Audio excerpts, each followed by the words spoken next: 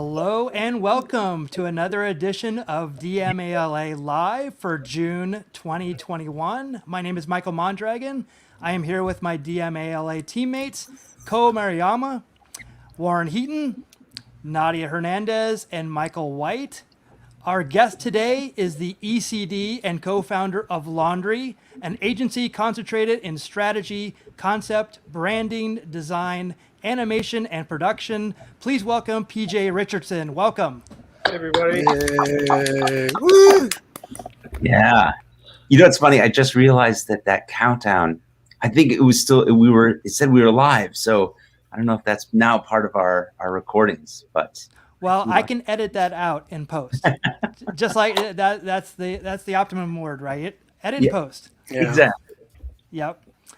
So our topic today is like remaining creative in a fast-paced, and we're all under deadlines. We're all doing other things, but how do we stay creative? PJ is going to tell us how we can possibly strategize and do that.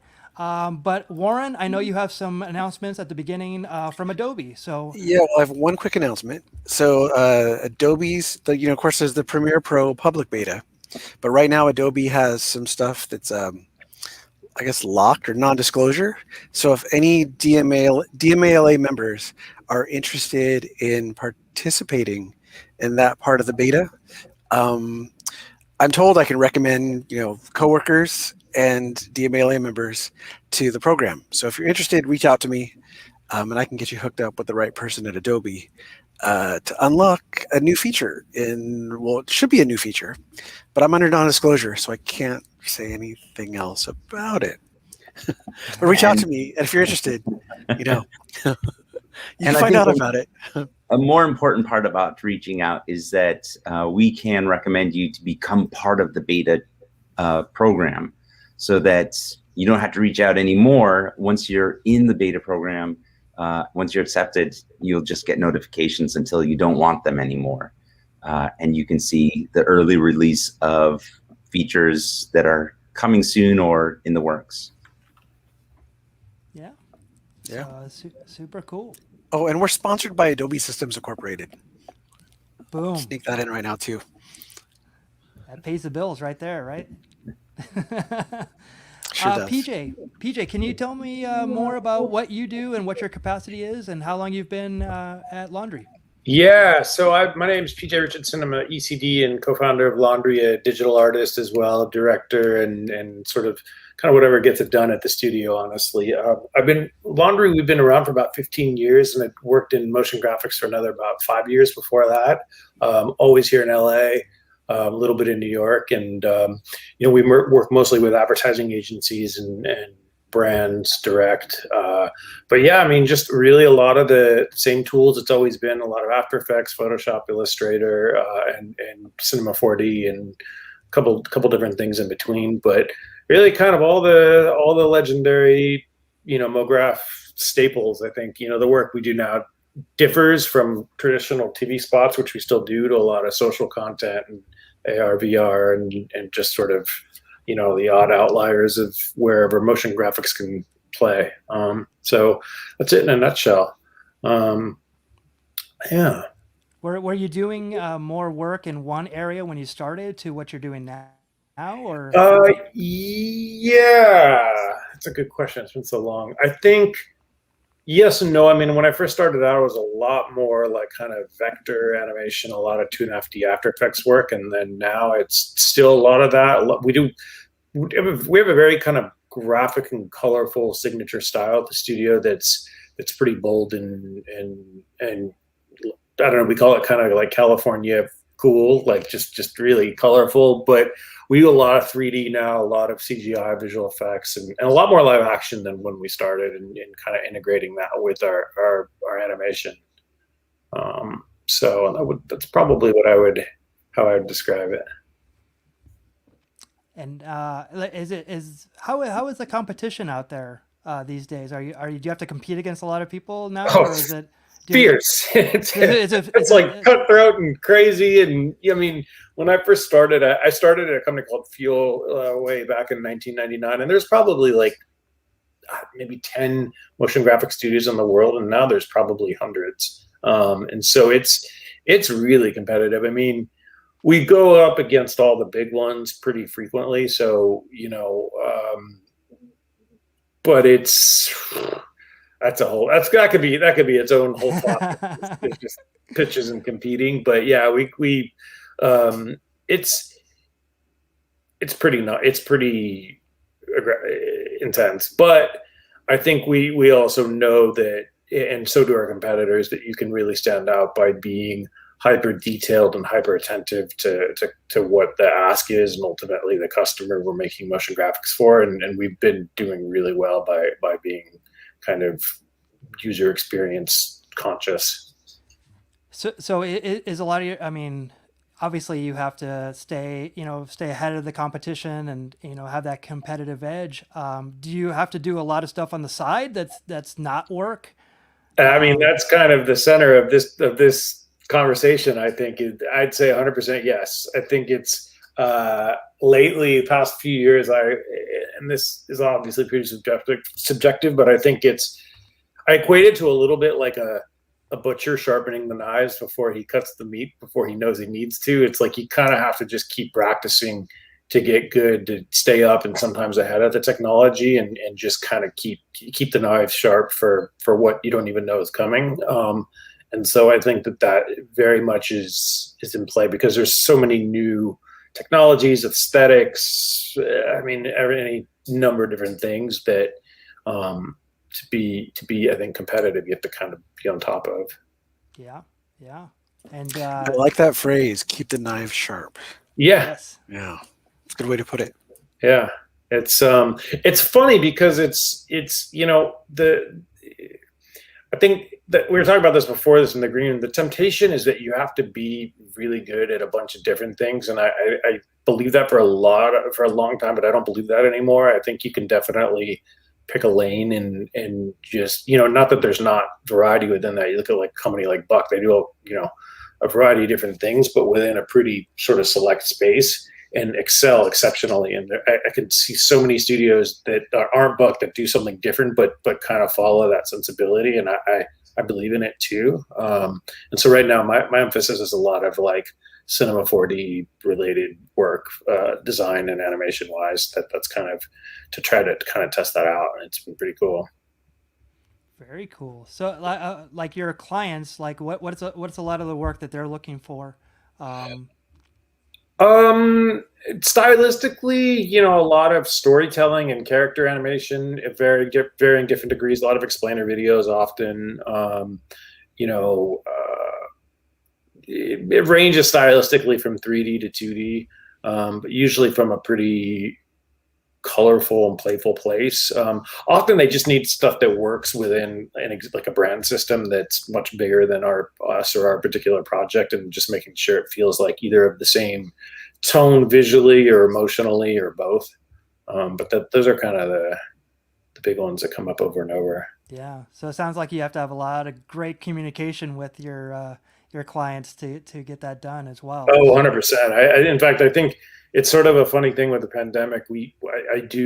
I've gotten really OCD about doing daily, sometimes twice a day check-ins on all my projects to kind of over communicate. And we had to, because of the work from home thing, but it's actually proven to be exceptional for, as well as with our clients too, to communicate that way, because you really catch a lot of stuff and that normally I might have missed that we're in between. So it's been really cool. Oh, that's great. Before we get into the videos, did anybody on the crew, did you guys have any questions before we start out with his presentation? No, let's just jump right in. Sweet. So your first video is, maybe you want to explain it and then I can play it. Yeah, let me look at my cheat sheet here, because or I could just go into it. Oh yeah, just go into it, and then I can kind of. But essentially, we're talking about basically the animations I post every day, and how that kind of got, where that came from, and a little bit of the why. So yeah, but let's dive right in. Let's do it. Hey guys, my name is PJ Richardson, and here is my DMALA presentation part 1. Who am I? I'm a digital artist, an ECD and co-founder of a motion studio called Laundry in San Francisco and LA, and I'm a Cinema 4D enthusiast. First question is, what inspired you to make these format animations? Is it just something to post on LinkedIn, or does it serve a client or studio-oriented exploration?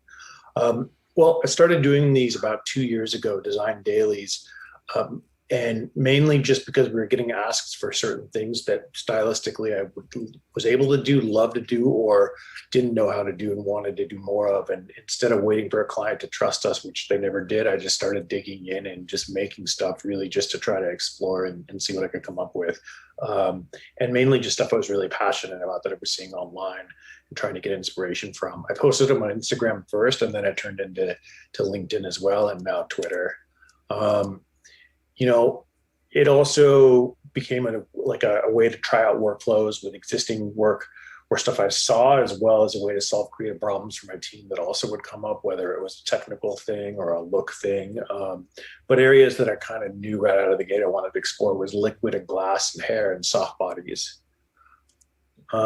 Question 2, what kind of prompts do you use to create them? Just concept ideas, chasing down technical questions, explorations? All of the above. Sometimes it's stylistic, like wanting to do more vector work or reacting to something like Kobe Bryant, or participating in something online like 36 Days of Type. Sometimes it's technical, like X particles, or learning a trick in Mixamo, or just trying to just be curious about some little aspect I want to get better at. And sometimes it's tonal or just a reflection of something I love or that I see throughout the day as a jumping off point.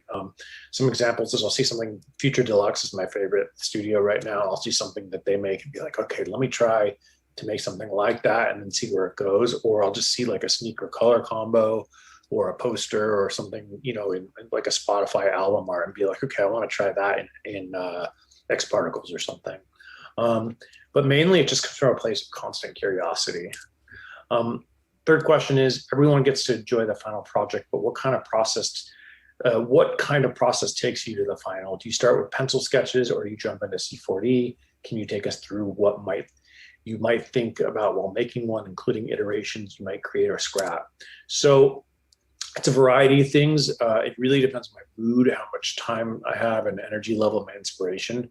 I found that there's no wrong or right way, and it can change daily, sometimes weeks. Sometimes I work in series. But in answer, I do a lot of sketches in my notebook. These are some of the iterations that led to some of my more recent NFT stuff and some of my recent character stuff. But mainly, especially with poses, I'll sketch a lot first. But sometimes it'll just be a screenshot of something I see on Instagram and be like, oh, I want to do something with flowers, or I like that color combo, or I want to do like an architecture thing. I do a ton of tutorials, mostly from Patreon, in particular from 3D Bonfire and Vincent Schwenk and Subframe Studios. I learn from them and go back to them constantly. And then sometimes I just jump in and iterate too. Like in this case, I started with some metaballs with some displacement maps on them, and then just kept messing around, going close, change colors, mess with the noise, depth of field, and then just kind of go from there.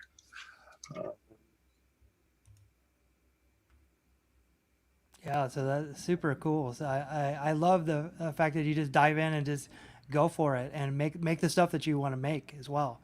So, did anybody have any questions? I didn't see any questions. Obviously, in the chat, if you have any questions, please put them in the chat. We'll definitely put them on there.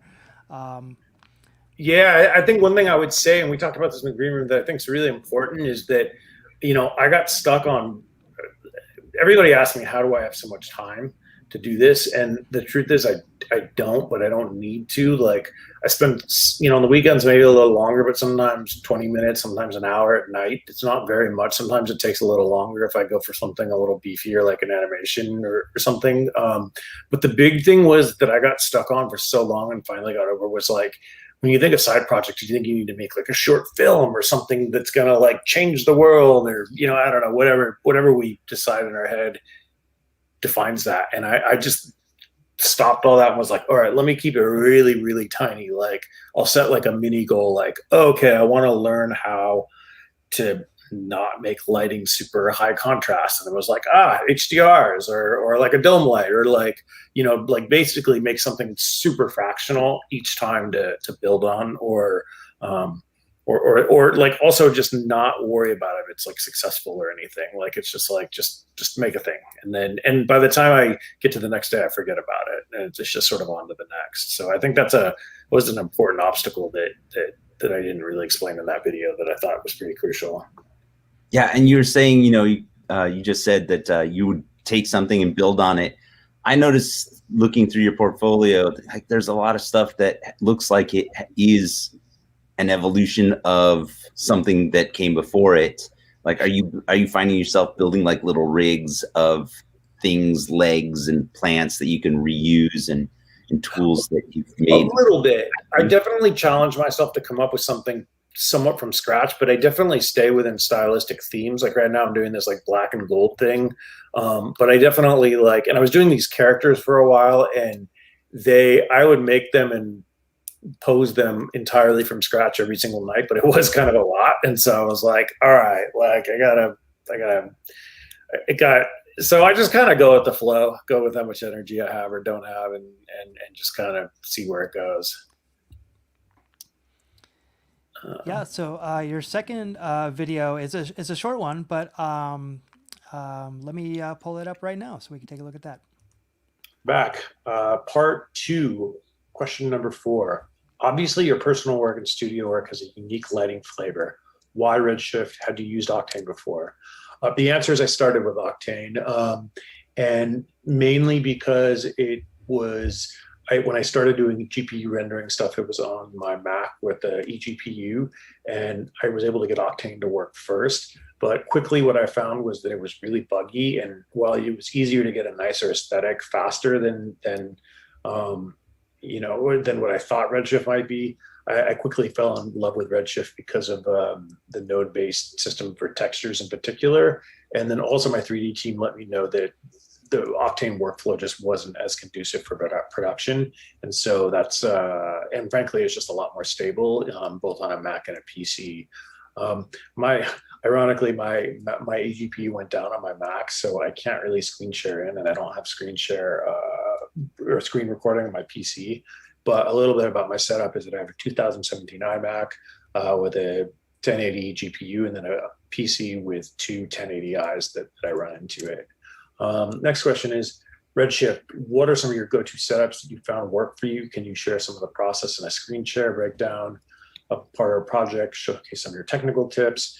My GPU is down, so I can't really show it to you hands-on, unfortunately, but simple short answer is I use a rim top light HDR combo that I learned from Vincent Schwenk. He has some really good tutorials on this. And mainly my big trick is that I'll put a light pretty much facing directly to camera behind any of my scenes to get kind of a nice bright edge pop, and then shoot a little bit of fill on the back object wall, and then use a combination of like kind of a moving area light and HDRI turned way down just to get and reduce kind of some of the contrast to get a lot of my work. And it's usually some combination of that on almost everything.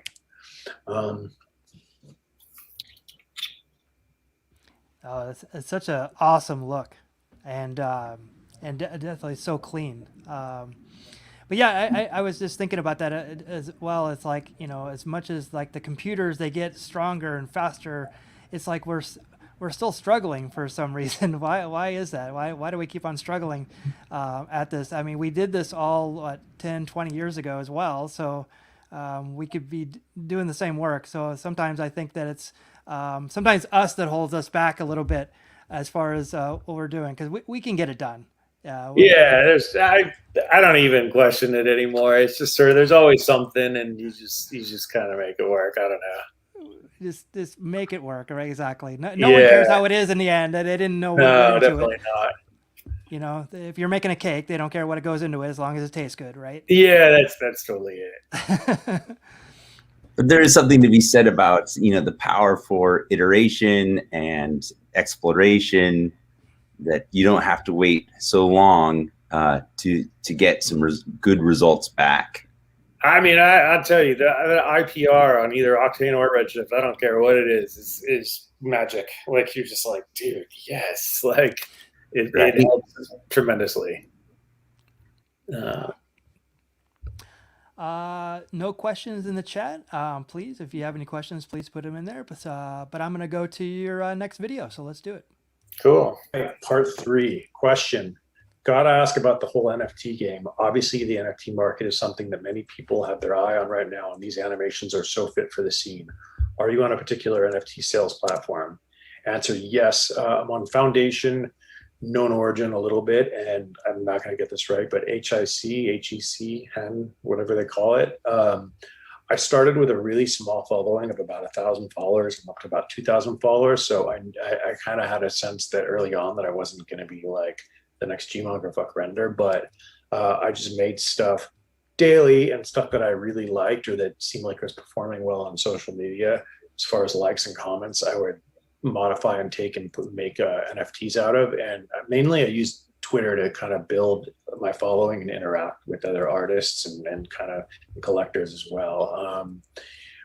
Recently, I started with, one of my biggest inspirations is Cause. And when I got into the NFT thing, I did a few character things at first, not really knowing where it was going to go. But then suddenly I had this idea that like, hey, sort of similar like you'd see like with punks or apes, like I was like, well, maybe I need to make like a collectible, something that could be consistent, but at the same time, give me room to play stylistically. And so that's where the kid character came up. And the idea being that there's an element that collectors get and get to know and look forward to, but at the same time treating it differently, so it's something fresh every day.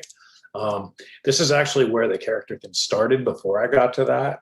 But again, mainly it was what people reacted to the most of my work online and felt like kind of an easy step to go into an NFT world. But how do I even get to something like that? It's sort of similar to my earlier slides where I'll see something that I like in this case, this Cause character made out of wood. And I was like, okay, well, I want to try to make that out of wood and get the bump maps to work and displacement and lighting and see what that does. You can see kind of like the back little rim light on my character to help get it to pop out. Or I saw this cool sort of infrared storefront in New York for Louis Vuitton and was like, okay, well, let me use basically the noise channel on top of a ramp in Redshift to see what kind of cool effects I can get to become unique. And again, it's exact same light up of like a fill with a back rim light kind of a thing. This I was watching Under the Void and I was like, that's just such a vibe in Shinjuku, and wanted to recreate that with it and explore kind of glass and neon. And this was where I got to experiment with incandescent lighting in Redshift.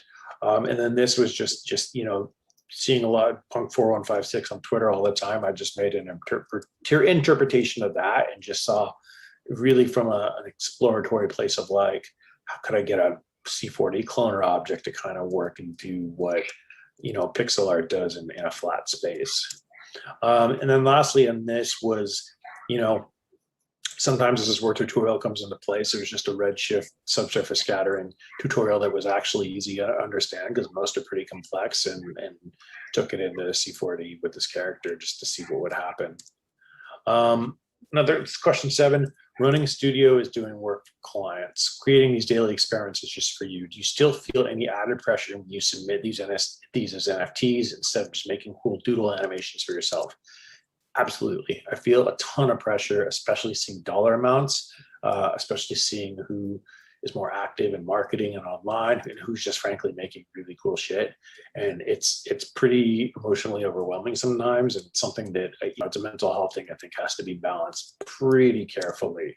To that end, have I chased trends and gotten caught up in it? Absolutely. And, but I always do default back to what makes it fun to me, which is exploration stylistically. I like that there's no rules, that I don't have to do characters because people like characters or that, you make more money doing it. I just like the freedom of to just do kind of whatever, whenever. I even took a break from Twitter recently and somewhat from NFTs just to get back to just making the stuff. And so, yeah, I think the big thing I would leave you guys with is some artists, and it's fine for them. I admire it, do one thing or one style, but I'm definitely more of a like, just so curious to try a bunch of different stuff and kind of see what happens. So thank you guys very much. Yeah, awesome, PJ. Really, really nice. Right on. Thank you. Fascinating. Yeah, I think one of the things that we talked about earlier, and it, we all I think talk about to some degree is like, how do we get back to the stuff that makes us happy to create? Yeah, it's really fun, and clients come to us because of the type of work that we do. That's how they find us, and we like doing work for clients. But how do we get the crazy wackadoo stuff that just allows us to just get freaky? And I just love seeing all of your work on LinkedIn, just posting just fearlessly, like all the time.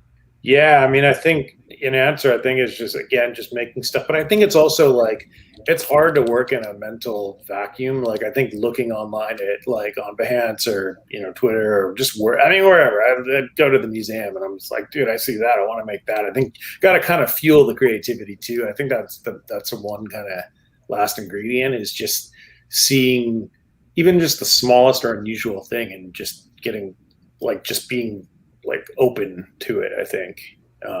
Because that always happens where like the Nike shoe thing, I'll be like, oh, I like that color, I like that speckle, I'm gonna make that a redshift, like, and then here you are, like it's I think it's harder to do that sometimes with other programs, but something like 3D, like the world's sort of your oyster, and certainly with YouTube, like if I don't know how to do something, I'm obsessive about researching to find out how.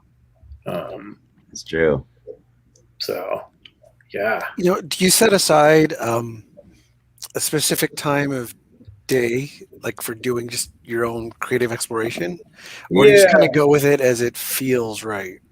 Oh no, I'm pretty disciplined. It's usually from about 8:30 to 9:30 or 10 at night, and I kind of set the time limit on it a little bit, and then that way I just know to like bang it out, and then posting it online kind of. I mean, I'm fine that if I post some stinkers, but it definitely puts pressure on me to kind of like make something cool. So but after that, then I kind of forget about it. Sometimes though, it's weird though, but actually what I will tell you about that is it's not in a box like that where like I make the art then, but it's usually I think about it or see something earlier in the day or have like kind of a mental conversation of like, oh, today I'm going to try this or be inspired by that. And like, so I start the process earlier in the day of just like observing something. Yeah, we actually have a question from Nick wanting to know any advice on how to better approach creating, I think it's vibrant pieces in cinema.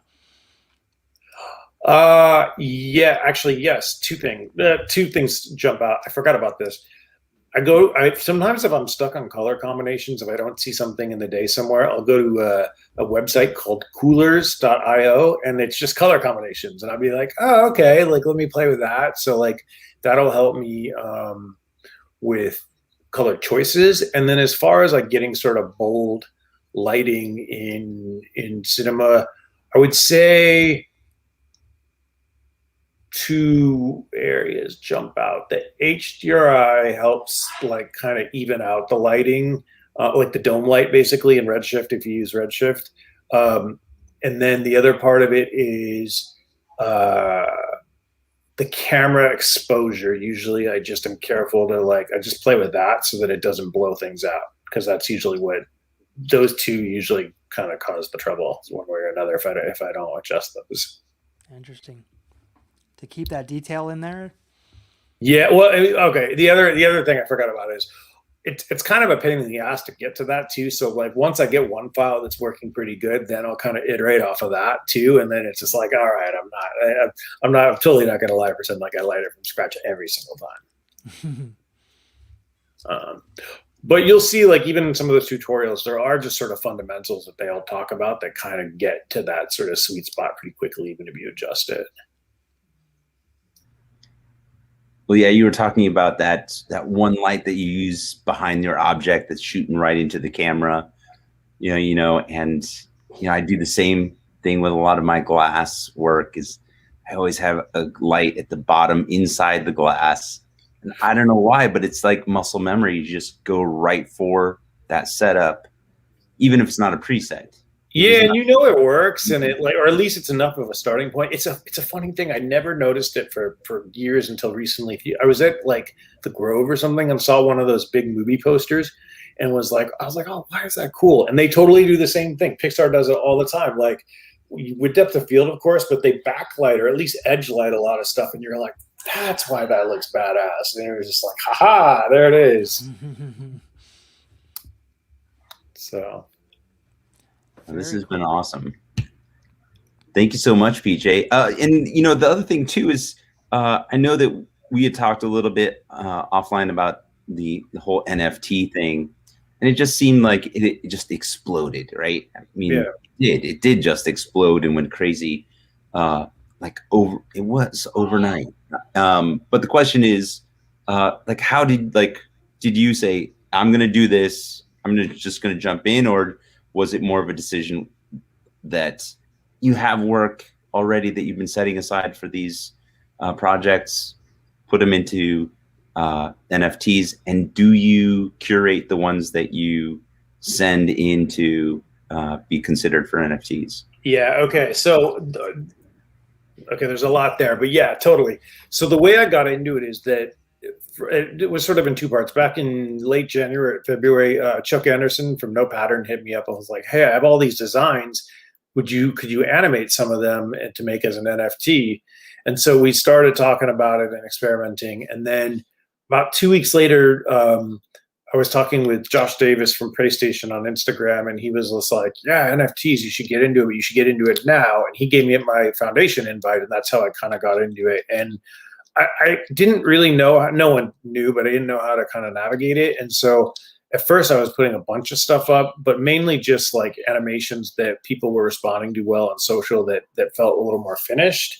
And then I noticed and talked to some collectors that are like, kind of slow your roll, put like kind of your best up, even if it's not that frequent. So I started to do that. And then another friend pointed me towards Twitter for NFT stuff, and that's where I really saw the community kind of unfold in a pretty active way and kind of learned some ropes from there. And it's some people do this, but I noticed the people doing really well with it didn't post everything. Some people posted old work, some people posted new work, but it wasn't, they were sort of, they curated it. And so I aim to do the same thing. And then that's kind of how that sitting character kid form came about, was as of that.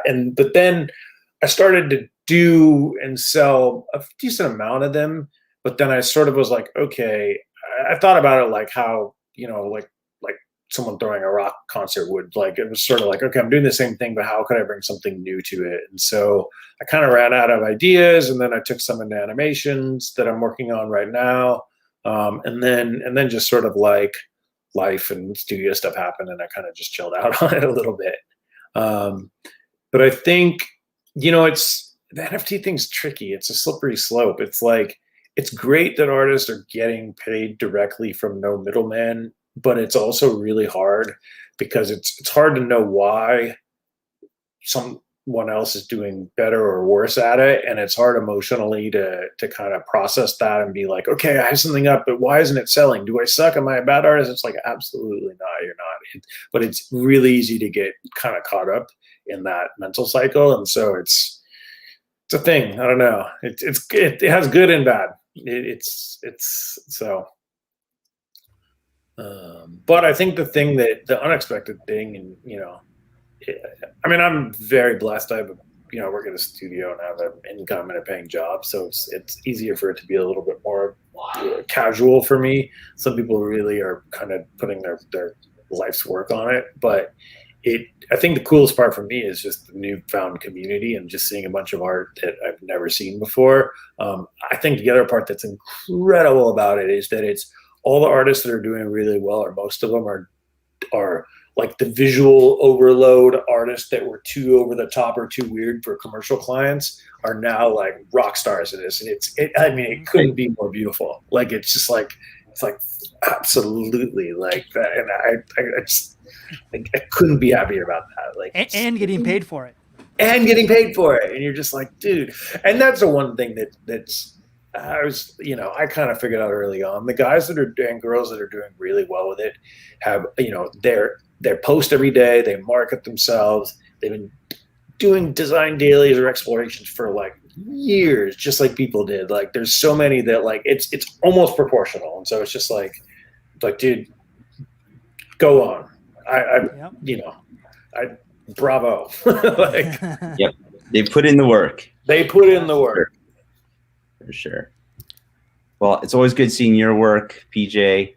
I wonder if we can put up at least Laundry's website address to see more of your studio stuff there, and definitely to check out if you're not already linked in with PJ or following his Instagram feed, you should to see more of his personal work there.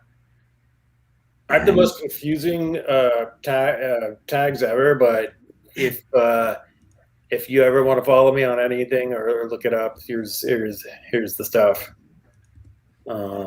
Twitter is PP 4 P's 4 J's 14, and Instagram's 3 P's 2 J's art, and yeah. I think I need to simplify that. You can also go to laundromat.tv as well. Yeah, you can see we didn't go into the studio side as heavy, but I work with some incredibly talented artists that my job is really just to get out of the way and let them do the magical stuff. And you'll see every bit of that on our laundromat site. There you go. When you came up with PPPPJJJ J14, was that just you had to put something in? You know what it was? I had my full name, and I was worried that I was going to get hacked. So I was like, okay, I'm going to make this really hard on people to track me down, but I just made it hard on everybody. So. Is that right? Yeah, I believe so. Thank Warren for that. I know it can be hard knowing your own social media handles. Like, oh, I forgot this. I had it like before. I might as well put my address at the end of it, but I had it before and it was easy, and now I gotta revisit that. So. Well, thank you, PJ, for joining us today. Join us in July for another DMALA Live. For Warren, Nadia, and Michael, have a great night, and we'll see you next month. Take care, everyone. Well, thank you guys, everybody, so much.